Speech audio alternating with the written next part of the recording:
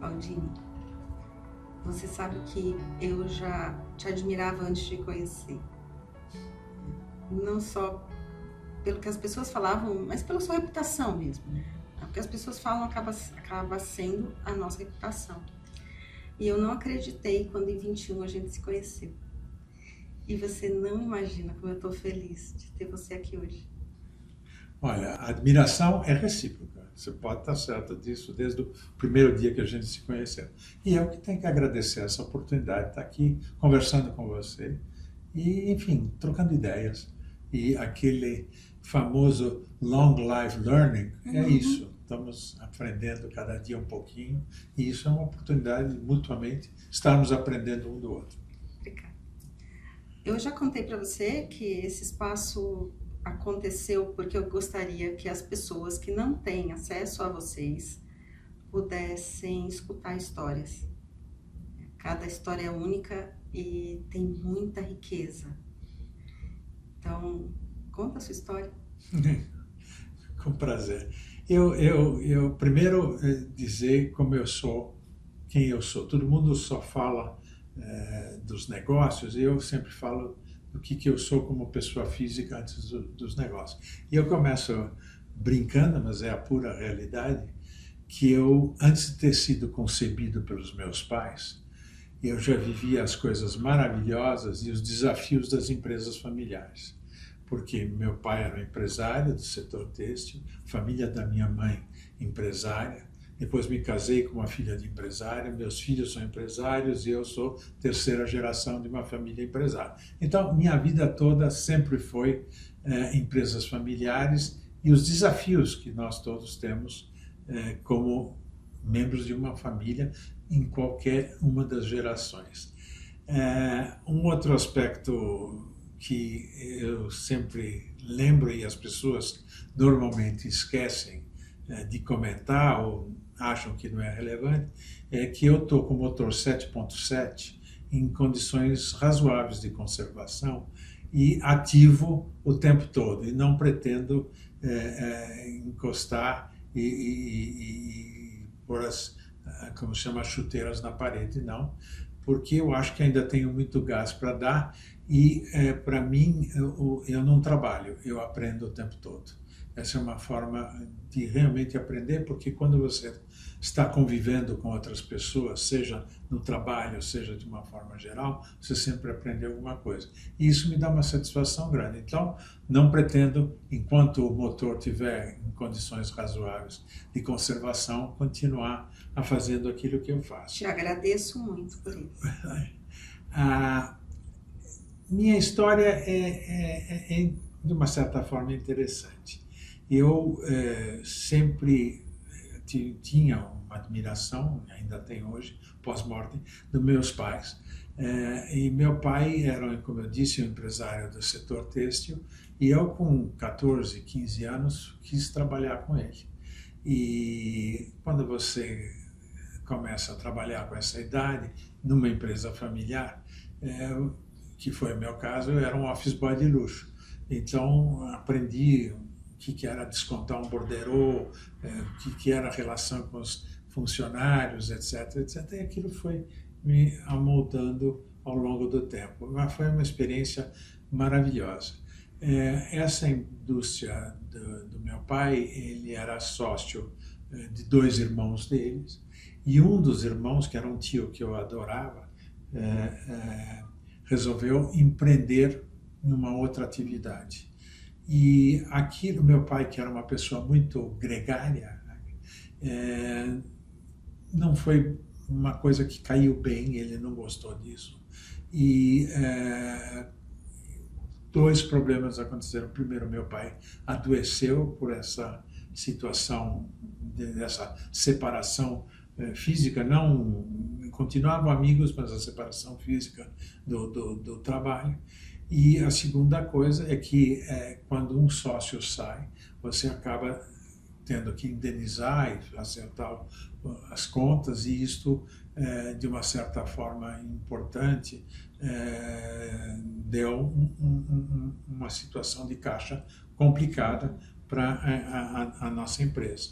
E eu ali com 17, 18 anos, fiquei na dúvida, com meu pai doente, se eu tinha condição de tocar a empresa dele. Não era uma empresa pequena, já tinha 200, 300 funcionários, se eu teria competência para tocar esse negócio ou dar um caminho alternativo, principalmente em função da saúde do meu pai. E aí me enchi de coragem e disse a ele: olha, enquanto você está razoavelmente bem, eu não quero te decepcionar, mas eu não me sinto à vontade de tocar essa empresa. Quantos anos? Eu tinha 17 para 18 anos. E aí eu sugeri a ele fechar a empresa. Nós pais sempre queremos que os nossos filhos continuem com o trabalho da gente, principalmente na empresa, mas ele entendeu e nós fechamos a empresa então naquela época.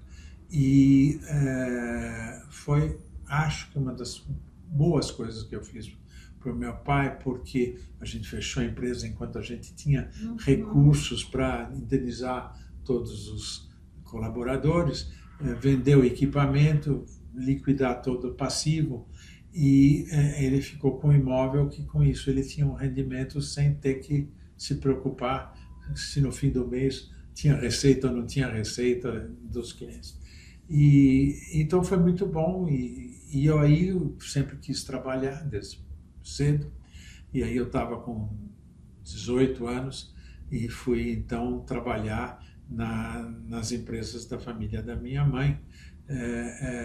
E aí tem uma coisa interessante. No caso do meu pai, nós éramos majoritários. No caso da minha mãe, nós éramos minoritários. Então já comecei a aprender a diferença entre ser majoritário e ser minoritário. Aprendi muita coisa, mas não estava me sentindo confortável. Eu precisava fazer alguma coisa diferente. Aí, passado 2 anos, eu resolvi tirar a espada da bainha e gritar independência ou morte. E eu fui sair do grupo e fui trabalhar no Grupo Safra, Grupo Financeiro Safra, que para mim a família Safra são os Rothschilds do século XX. Uma família empreendedora, banqueiros com uma visão muito, muito relevante do que podia acontecer. E eu tive o privilégio de trabalhar com os 3 irmãos. Eram vários irmãos, mas no sistema financeiro eram 3 irmãos. O José Safra, que era o líder aqui no Brasil, o Moisés Safra, que era o irmão dele, que tocava mais a parte industrial, inclusive uma indústria têxtil, e o Edmond Safra, que é o famoso banqueiro lá de fora, que lamentavelmente acabou sendo assassinado lá em Mônaco. Lamentavelmente os 3 irmãos já não estão mais aqui entre nós, mas para mim foi um aprendizado gigantesco e uma oportunidade de estar trabalhando fora do jugo da família. Não era majoritário, não era minoritário, não era filho, não era sobrinho, era um colaborador do grupo. E graças a essa oportunidade, eu tive a oportunidade de estagiar em todas as áreas do banco. Banco comercial, financeira, câmbio, importação, exportação, internacional também, tive a oportunidade de estagiar lá fora. Então tudo aquilo foi me dando uma percepção do que existia no mercado financeiro. Ao mesmo tempo, em 1970, quando eu entrei no Grupo Safra, eu me casei. Como eu disse, minha mulher foi filha de um grande empresário do setor de autopeças e cofundador da indústria de autopeças. E eu fiquei lá no banco até 1976. Mas antes disso, meu sogro resolveu abrir o capital da empresa dele e o Safra foi um dos bancos líderes desse lançamento, que foi um sucesso maravilhoso. Estou falando em 1971, onde não existia nem a CVM, para vocês terem uma ideia. A CVM só foi criada em 1976. E até aquela época era o Banco Central que controlava todos os aspectos do mercado de capitais. Mas aquele lançamento das ações do meu sogro, da empresa do meu sogro, foi um sucesso estrondoso e aquilo me chamou a atenção e eu comecei, desde aquela época, a ter uma paixão pelo mercado de capitais. Depois o Safra fez vários outros lançamentos, até o próprio Banco Safra abriu capital. E, obviamente, com a abertura de capital, a gente tem sempre a oportunidade de subscrever algumas ações. Então, eu subscrevi as ações da empresa do meu sogro, subscrevi as ações do Banco Safra, e aquilo foi, enfim, amoldando a minha vida para o futuro. Em 1975, meu pai, lamentavelmente, faleceu. E meu sogro chegou para mim, chega de trabalhar para terceiros e vem trabalhar comigo. E com essa experiência do sistema financeiro, o que eu podia ser? Fui o diretor financeiro. Você estava quase seguindo um protocolo teu, não é? Exatamente. Então aí fui para a empresa e fui diretor financeiro e fiquei lá durante 20 anos. E nesses 20 anos a empresa teve um sucesso fenomenal, não por minha causa, mas pelas circunstâncias. Obviamente que alguma coisa eu colaborei. Fez vários IPOs, ou follow-ons, de aumento de capital, e a empresa foi bombando, crescendo. Também a indústria automobilística no Brasil estava bem, etc. Bom, o resumo da ópera é que até 1990 a empresa estava bombando. Índices de rentabilidade excepcionais. Mas com o plano Collor, que vocês lembram, foi uma situação que mudou muito todas as características de várias empresas no Brasil, e a nossa também. Então, a partir de 91, começou a ter resultados não favoráveis, negativos, e todos nós aí precisávamos achar uma solução. E naquela época, eu fui fazer um curso no INSEAD, lá em Fontainebleau, na França, tanto eu como os sócios e diretores da companhia. E naquele curso, além de aprender várias coisas sobre gestão avançada, etc., ficou evidente que era uma necessidade de nós, membros da família, se afastar do dia a dia da empresa. E, com isto, nós fomos todos, em 91, para o conselho da empresa, todos os sócios que eram acionistas, e para aqueles que vivem no mundo empresarial, uma coisa é você estar no executivo, outra coisa é você estar no conselho. Então, esse interregno é muito importante. E eu tive, mais uma vez, o privilégio de ter sido convidado pelo ministro Marcílio, que era o ministro da Economia, para presidir a CVM, a Comissão de Valores Mobiliários.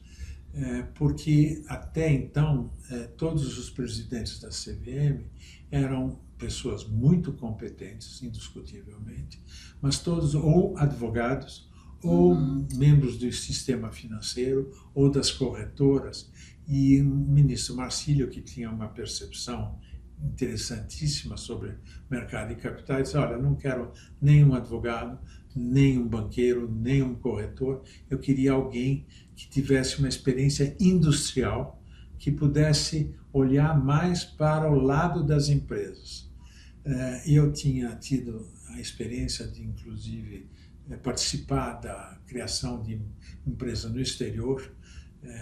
Da nossa empresa, nós criamos uma empresa no exterior, então eu tinha um pouco dessa percepção da importância do mercado de capitais para as empresas e da internacionalização. Então, com isso, o ministro Marcílio... Você tinha quantos anos, Fodinho? Eu tinha 91, eu nasci em 48, 58, 68, 78, 88, 40 e poucos. 40 e poucos. Não, porque era jovem, Sim, não é? não tem dúvida. Bom, Sim. tudo que você fez até esse momento foi bastante coisa. Porque eu falei de protocolo, acho que é legal explicar para as pessoas que não trabalham com governança familiar que é comum as famílias empresárias definirem um protocolo, né, para aquelas pessoas para os herdeiros que querem trabalhar na empresa, seguirem esse protocolo. E por isso que eu falei, você seguiu, né, você construiu o teu protocolo. É verdade. Adquirindo experiência fora da empresa, então trabalhando na empresa, adquiriu experiência fora, voltou para a empresa. E com muita bagagem, né? Porque eu não imagino, não consigo pensar em como seria um IPO sem tecnologia naquela época. Imagina o trabalho É que isso dava. verdade. É verdade. Hoje fica tudo mais fácil com a tecnologia. São ferramentas que ajudam muito. E estar na CVM, numa posição de liderança, além de ser importante, imagino também o quanto você não aprendeu lá, né? Também foi um aprendizado gigantesco. E o meu antecessor, lamentavelmente, faleceu no ano passado, que era o Ari Osvaldo Matos Filho, um grande advogado que tinha sido meu professor na GV nos anos 70. A CVM era no Rio de Janeiro, mas ele, à semelhança do que a SEC americana está em Washington, ele diz, não, a CVM tem que estar em Brasília. E mudou a sede e o conselho e a diretoria para Brasília. Uma polêmica muito interessante na época, os cariocas, obviamente, não gostaram disso, Brasília gostou, mas enfim, o fato é que eu fui parar em Brasília, morando lá enquanto eu fui presidente da E a CVM. família foi junto. Ficou aqui. Aliás, eu tive um apartamento onde tinha quartos para os meus filhos e para minha mulher e para mim, obviamente. E a minha grande surpresa é que minha mulher e meus filhos foram para minha posse e depois para minha saída, nunca mais foram. A minha mulher ainda de vez em quando ia, mas enfim, aí acabei convidando colegas lá para morar no apartamento tão grande e tal. Mas o fato é que essa experiência na CVM foi maravilhosa. Eu tenho que lembrar que era o governo Collor, que era um governo que estava numa situação muito delicada. Tinha passado toda aquela coisa do plano Collor, da Zélia e todos aqueles. Então tinha mudado toda a equipe do governo. E eu tive o privilégio, realmente, eu sempre digo isso, privilégio, sorte, de conhecer as pessoas que eu considero uma equipe das melhores do Brasil. Eram no Ministério da Economia, no Banco Central, na CVM, nos próprios ministérios que era o final do governo Collor, porque ele fez isso para poder tentar segurar as pontas nessa coisa. Era um ministério maravilhoso e pessoas que eu acabei conhecendo naquela época, que eu posso nominalizar e vocês vão ver. Armínio Fraga, Gustavo Loyola, Gustavo Franco, Doroteia Werneck, Pedro Parente, e vários outros que eu tive esse privilégio de conhecer naquela época. E nós ficamos, pela liderança do Marcílio, tendo durante quase 20 anos reuniões anuais no Rio de Janeiro, no Itanhangá Golf Club, que era onde o Armínio tinha uma posição de destaque, para um jantar de confraternização. Isso é impagável, isso é impagável. Mas no final de 92, o governo Collor caiu em função das circunstâncias e todos nós, seja os ministros, seja CVM, todos nós resolvemos nos afastar. E CVM e Banco Central poderiam continuar porque os mandatos eram independentes, mas nós todos resolvemos sair. E eu então aí voltei para São Paulo e voltei para a empresa nossa, onde eu fui membro do conselho até a hora que nós vendemos a companhia. Foi seu primeiro conselho? Não, não foi o primeiro. O primeiro conselho, curiosamente, foi na Bolsa de Valores de São Paulo, mas na antiga Bolsa, não na B3. E eu fui presidente de uma associação chamada Abrasca, Associação Brasileira das Companhias Abertas, e a Abrasca tinha naquela época duas cadeiras, uma na CVM, na B3 e a outra no Conselhinho dos recursos, Sistema de Recursos Financeiros, que era um apêndice do Banco Central para julgar toda. Então o meu primeiro conselho foi realmente na Bolsa, e muito interessante. Mas depois, aí o meu segundo conselho foi realmente na Metal Lab, foi, como eu disse, até a venda. Mas eu só quero voltar a um assunto, um aspecto muito interessante, que foi a época que eu tive na CVM. E foi por isso exatamente que o Marcílio, acho que me convidou. O Ari Osvaldo tinha feito todo o arcabouço jurídico para o lançamento das ações brasileiras no exterior, as ADRs. E quando ele saiu, porque, coisa curiosa, o Ari Osvaldo foi convidado para organizar a reforma tributária brasileira. Estou falando de 1992. Nós conseguimos agora, né? Pouquíssimo tempo, como o Brasil é complicado. Bom, e quando eu assumi a presidência da CVM, eu tinha uma relação muito próxima do Ari Osvaldo, ele disse, não deixa essa peteca cair. E eu tive o privilégio, realmente uma satisfação, honra, de lançar as primeiras ADRs no mercado, na Bolsa de Nova York. Então eu estava lá, batendo o sino da Bolsa de Nova York, da Aracruz, que era uma grande empresa que foi a primeira a lançar. Então tudo isso foi... Puxa vida! Uma coisa maravilhosa. E também um desafio enorme, porque coisas de família, os irmãos do Collor começaram a fazer as denúncias, e o Pedro Collor, o outro, aquela coisa que...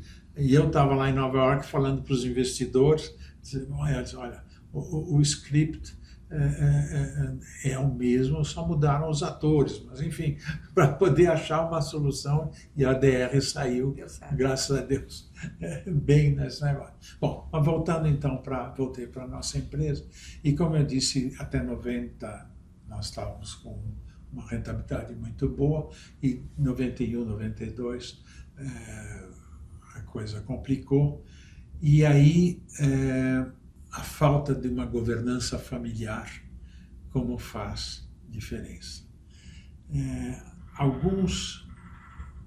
Um primo meu, que era sócio também, herdeiro, vendeu a sua participação em 86, e vendeu bem. Naquela época nós éramos uma empresa de capital aberto, podia vender na bolsa. O segundo a vender foi o irmão dele, que vendeu em 1992, 93. Vendeu já não tão bem quanto o irmão, mas vendeu. E nós, o resto, ficamos na companhia, ainda arcando com esse resultado não favorável e tentando encontrar uma solução. Fizemos a tentativa de fazer joint venture aqui, joint venture ali, majoritário, minoritário, até que se chegou a um consenso que nós não tínhamos a força para fazer o que era necessário e resolvemos vender a empresa. Então, em 96, nós vendemos a empresa. E, para mim, aquilo foi um misto de satisfação, porque o dinheirinho entra no bolso, sempre é bom. Uma satisfação, porque as relações familiares entre os sócios, já éramos 20 herdeiros nessa segunda geração, acabaram as dificuldades, mas uma grande frustração, dizer, puxa vida, que falta de competência a nossa de criar um núcleo duro para poder virar a situação. Tem um capítulo interessante, antes da venda, em 1995, com as dificuldades que nós tínhamos na empresa, no conselho, eu fui procurar falar com o meu professor da GV, a semelhança que foi Ari Oswaldo, um outro professor, João Bosco Lodi, que talvez vocês tenham ouvido falar, que era um grande especialista em empresas familiares. E eu fui falar com ele, etc. e tal, e ele me disse, olha, que bom que você veio aqui, tem outros empresários e outras pessoas que estão pensando como melhorar a governança, como melhorar os conselhos de administração. Não existia a palavra governança corporativa naquela época. Então, eu tive a honra de ser um dos cofundadores do IBCA, Instituto Brasileiro de Conselho de Administração, que hoje é o IBGC. Então, também foi uma experiência muito rica. Mas, enfim, acabamos vendendo a companhia, como eu disse, frustrado por nossa incompetência de fazer o que tinha que ser feito. E aí, sempre com um sangue empreendedor, quis fazer alguma coisa aqui, fiz várias empresas, criei algumas empresas, me associei a outras, algumas deram maravilhosamente bem, outras quebrei a cara, e você aprende muito mais com aquelas que você quebra a cara.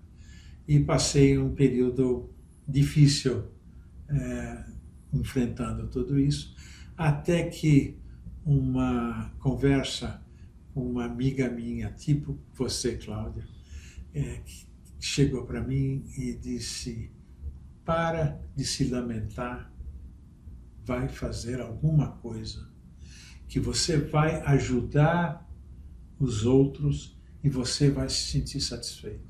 Eu falei, o que você quer dizer com isso? Então, vai participar de conselhos de outras empresas, principalmente familiares, onde você pode ajudá-los. Eu disse, mas eu não sei fazer isso. Ela disse, você acha que você não sabe? Com toda essa vivência. Então, a primeira porta que eu fui bater foi de um grande amigo meu, até hoje, Luiz Furlan, que naquela época não tinha sido ainda convidado para ser ministro, que era presidente do Conselho da Sadia, e eu fiquei lá 11 anos. Logo depois, o Lula convidou o Luiz para ser ministro, e ele saiu do conselho, mas eu convivi com a família Fontana Furlan durante 11 anos. Passei por todas as coisas complicadas lá, inclusive com a fusão da Sadia com a Perdigão, que criou a BRF. Eu fui um dos poucos que fui para o conselho da BRF, e assim foi.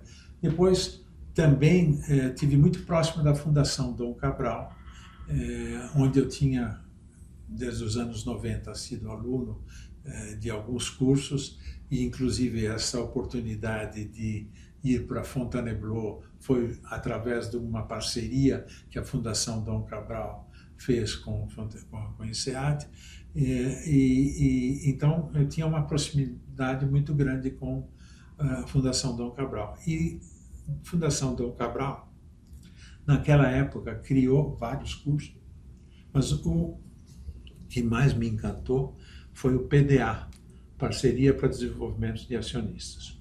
Que hoje eu sou professora lá. Então, quem era líder era a Elismar Alves, e grande amiga até hoje, que me convidou para fazer uma apresentação, uma palestra, aos alunos do PDA, não aquilo que saiu nos jornais. Porque, obviamente, saiu nos jornais que a crise, etc. Era crise externa, obviamente, mas tinha uma crise interna que não saiu nos jornais. O fato é que eu fui dar essa aula, a Elismar gostou e me convidou para várias turmas que estavam lá. A fundação ainda era em Belo, não era na Nova Lima, onde é hoje, naquele campus maravilhoso. Bom, resumo, o PDA cresceu, várias turmas, e aí Elismar disse, olha, nós temos que fazer o PDA em São Paulo. Você que é paulista, você que, enfim, conhece empresas familiares e conhece todo mundo em São Paulo. Eu ia falar isso, conhece todo mundo. Você não quer nos indicar alguém para coordenar o PDA em São Paulo? Eu falei, tenho sim, eu. E aí eu coordenei o PDA de 2002 a 2007. Ah, maravilhoso, maravilhoso. Passaram mais de 30, 40 empresas, dezenas, centenas de alunos, de familiares, etc. E aquilo foi o auge para mim. Então, ao mesmo tempo que eu estava no conselho, eu estava coordenando o PDA aqui em São Paulo. E a coisa cresceu bem, as famílias todas, como você sabe, eu me relaciono facilmente com as pessoas. E aí vários me convidaram para participar do conselho ou ajudar essas empresas familiares a estruturar a sua governança. E isso foi indo, vendo.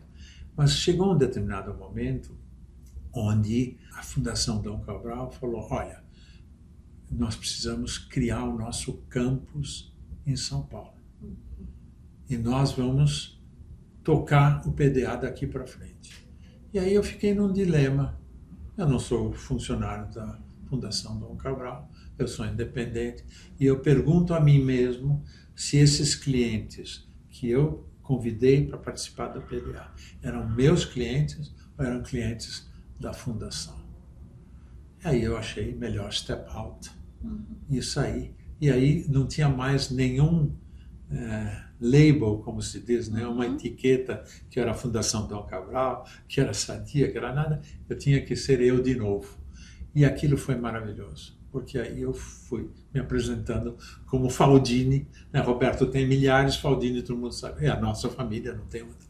E aí é por isso que às vezes todo mundo, quando fala Faldini, diz que conhece de uma certa forma, porque vários alunos já passaram e essa coisa.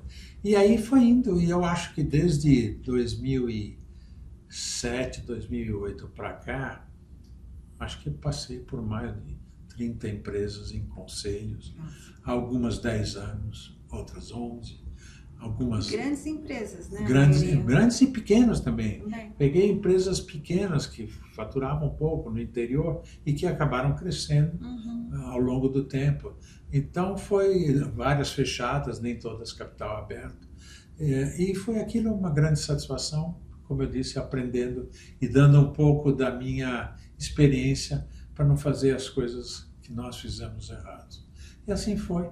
E até hoje estou nessa vida, participando de conselhos, dando aula. Eu dou aula no IBGC, eu dou aula na Inova, eu participo da estruturação da governança das empresas, e assim vai. E é onde eu passo o dia a dia aprendendo. Se divertindo. E divertindo e aprendendo. Faldini, eu tenho de mundo corporativo 22 anos, de governança 6 só. Mas independente de ser um executivo ou de ser um conselheiro, mesmo que esse conselheiro já tenha um conselho, 2 conselhos, mas não deixa de ser um momento que acabou de fazer a transição de carreira, né? Terminou o ciclo como executivo e decidiu se dedicar para conselhos. E me perguntam, né, como é que faz? Tanto os executivos que querem se desenvolver, quanto os conselheiros. E é inevitável passar por pessoas. E muita gente tem dificuldade. Tem dificuldade de falar, mas eu vou conversar o quê? Num primeiro contato. E a pessoa realmente não teve experiência ao longo da vida, né? Na maior parte das vezes é uma pessoa mais reservada, e sem o treino é difícil você chegar na frente de uma pessoa que você não conhece, ou chegar num evento, no congresso do IBGC e conseguir conversar com pessoas, né? Se você pudesse me falar sobre a forma como você vê as relações na sua vida, que lugar que essas pessoas ocupam, porque uma das minhas missões é fazer com que as pessoas se relacionem melhor. Você sabe que, na maior parte das vezes, os problemas que vêm para mim são de comunicação, mas não são de comunicação. A partir do diagnóstico, eu vou ver que comunicação é só mesmo o que está aparecendo. E essas pessoas que têm dificuldade, elas falam, não sei me comunicar em situações X. E, na verdade, sempre teve algum tipo de problema quando estava perto de outras pessoas. Como é que você vê isso, né? Você que está nesse lugar onde muita gente deseja, mas que conhece muita gente, que tem diferentes papéis, porque você é um advisor, um conselheiro, mas um advisor. Se eu tenho uma dúvida, eu vou falar com você, e eu sei que não sou a única, tem um monte de gente, né? Pela tua generosidade, disponibilidade, as pessoas te procuram. Seria importante, porque quando eu falo é uma coisa, né? Você falando é outra. Se você pudesse dar uma sugestão de como fazer, não basta só falar, você precisa conversar, né? Como é que você vê esses relacionamentos? Porque a partir do momento que a gente se sente confortável e dá valor, fica mais fácil. Mas eu acho que você era uma criança também que conversava com todo mundo. Pode ser, eu não me lembro. Mas olha, acho que a tua pergunta é muito relevante e além de relevante, é necessária para as pessoas que estão nesse mundo do trabalho e mesmo com a relação familiar. Nesse último curso que eu fiz no INSEAD, eu voltei ao INSEAD depois de quase 30 anos, uma das coisas que mais me chamou a atenção, eu fui fazer um curso para liderança do chair, a liderança do presidente do conselho, que foi maravilhoso o curso. Fui com vários do IBGC que fomos juntos. Uma das coisas que mais me chamou a atenção vai muito na direção dessa sua pergunta. A estatística é da Europa. Eu não sei se existe uma estatística aqui do Brasil, mas me chamou a atenção que a representatividade do conteúdo numa fala é muito pequena. E a estatística lá mostra que é 7, 8%. 90 e tantos % é como você se comunica. Body language, comunicação escrita, oral, de posição, de empatia. E empatia não é só você ser empático com as pessoas, mas você entender o que tem do outro lado para que haja empatia. Então, a comunicação para mim é tudo. Ela faz a grande diferença. E parabéns que você está nessa área há tantos anos, ajudando as pessoas a saberem como se comportar em sociedade, na família, e quantos casamentos se destruíram por a falta de comunicação entre os cônjuges. Quantas empresas não se destruíram quando o problema da comunicação não é olhado com a atenção necessária. Então, e o outro aspecto que você me levantou sobre ser executivo e ser conselheiro, o executivo nós temos que ir lá, estar mão na massa, patati patatá. Quando você vai para o conselho, você tira a mão da massa e fica observando e você passa a ser um colegiado num conselho. Mas isso não quer dizer que você não tem que prestar atenção. Existe aquela expressão em inglês, que diz assim, hands out and nose in. Mas eu complemento, elbow on the table. Você tem que estar. Isso faz parte de como você se comunica, para poder enfrentar os desafios. Todas as áreas têm desafios. Executivo tem, conselho tem, famílias tem, casamentos tem, pais e filhos tem. Tudo isso passa pela importância de saber como se comunicar. E se não sabe, chamem a Cláudia que ela ensina. Eu tento.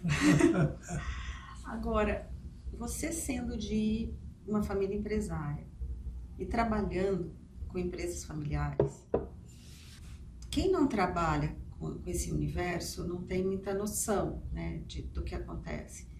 Você que tem tanta experiência, faz para as pessoas um paralelo entre uma empresa não familiar e uma familiar, e todo o organograma, todos os fóruns, não sei se fórum é a melhor palavra, estou pensando nos 3 círculos do John Davis, Uhum. porque eu acho que você vai ser claro e didático de uma forma que poucas pessoas... Olha, tem algumas coisas que precisam ser observadas. Primeiro, um exemplo, as empresas estatais. Outras, as corporations, que não têm acionista de referência ou acionista controlador. Aberto ou fechado, tanto faz. Porque estamos falando de relações. É isto que é o mais importante. E as empresas fechadas, familiares, que têm um grupo controlador, geralmente tem um grupo controlador, mas tem um desafio de sucessão que precisa ser bem administrado. Tudo isto, mais uma vez, passa como é que as pessoas se relacionam.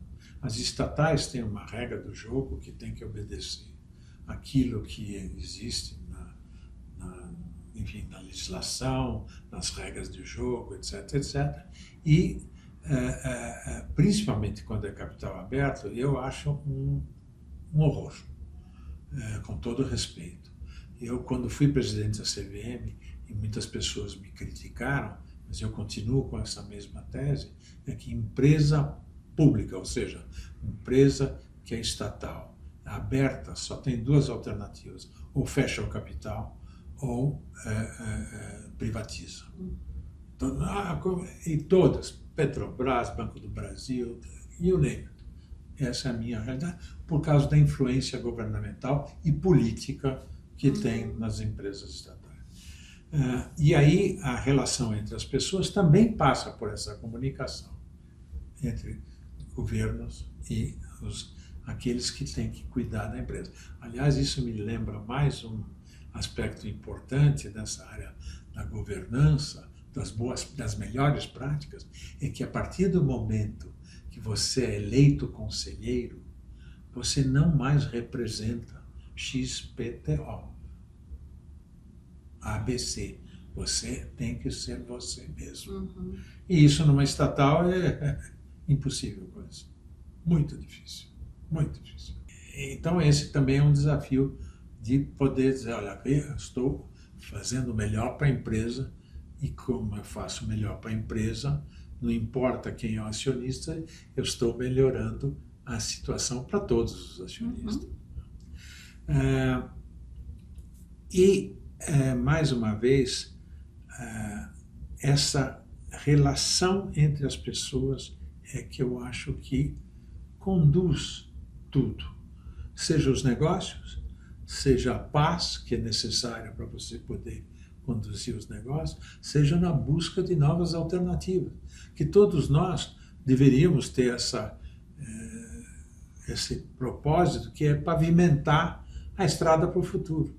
Lógico que você tem que olhar para o curto prazo, para os buracos. Eu sempre brinco, o farol baixo para olhar os buracos que estão à nossa frente, mas o farol alto para onde nós estamos levando as nossas empresas. Isso não é fácil, principalmente numa época de crise. E, aliás, Brasil é fenomenal em termos de crise. Todo ano tem ou política ou econômica, enfim. Por isso que o Brasil não vai para frente, com todo o respeito, nesses últimos 20, 30 anos.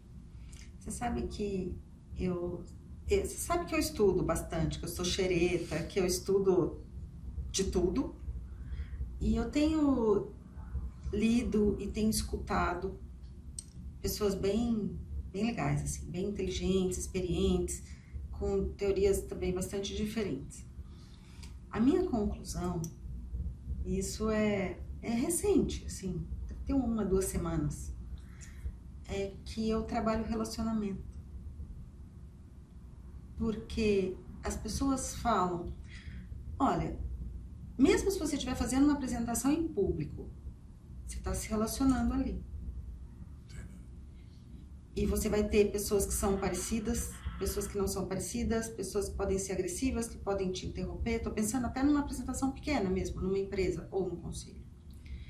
E as dificuldades, quando a gente pensa em família, né, que eu trabalho com famílias também, é mais fácil falar que o problema é de comunicação do que falar eu tenho dificuldade para me relacionar com a pessoa. Ok, bom ponto, muito bom. E aí, eu tenho olhado muito para isso, não faz só uma semana, faz parte. Porque eu tenho olhado e amadurecido, assim, a ponto de olhar para o meu trabalho e falar, eu estou trabalhando há tanto tempo em relacionamento, né? São conversas difíceis, a gente tem conversas difíceis quando não é um assunto só que é o problema, é a forma como eu me sinto com o outro e o outro se sente comigo. É a forma como eu vejo o problema e a forma como o outro vê. E quando você traz isso, nossa, eu fico muito feliz, porque eu concordo, né? E eu trago isso também para a minha vida, né? Para a minha vida pessoal, mas profissional, de poder olhar para os casos e ter uma outra lente.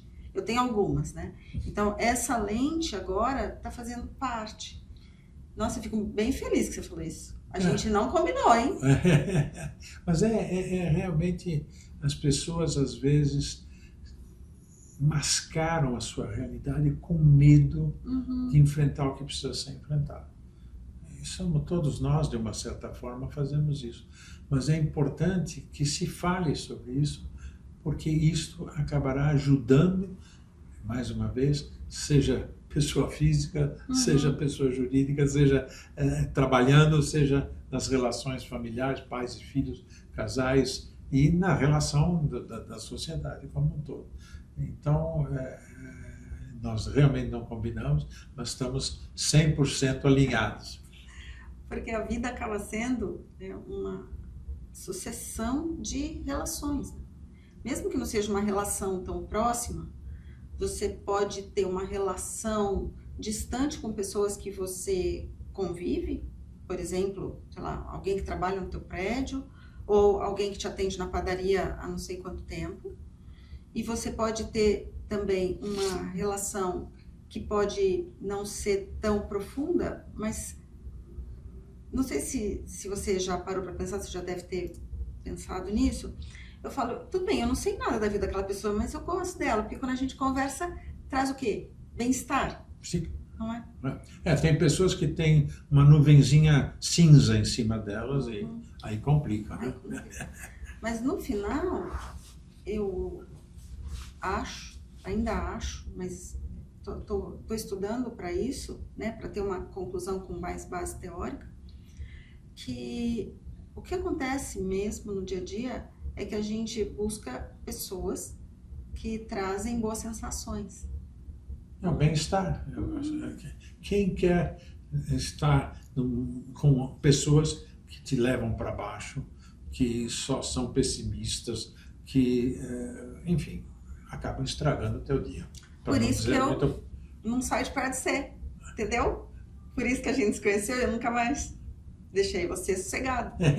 Mas é um prazer estar aqui com você mesmo. Foi um prazer ter você aqui mesmo. A gente já conversou muito, mas eu não conhecia tantos detalhes da tua história. Sempre tive curiosidade, mas eu tinha um pouco de vergonha, sabe? De ficar perguntando, fazendo meio entrevista, né? Porque a gente sempre tem tanto assunto para falar, né? Quando a gente se encontra. E eu sempre aprendo muito com você, mesmo. Muito obrigada, de coração. Eu que agradeço, olha, estar com você é uma delícia. Também, com as suas perguntas, a gente aprende, eu aprendo, faz a gente refletir o tempo todo. E espero que toda essa nossa conversa seja útil para aqueles que, enfim, nas relações das pessoas, independentemente se querem ser conselheiros, ser empresários, na relação entre as pessoas. Isso é que é o mais relevante. Espero que essa nossa fala tenha contribuído nessa direção.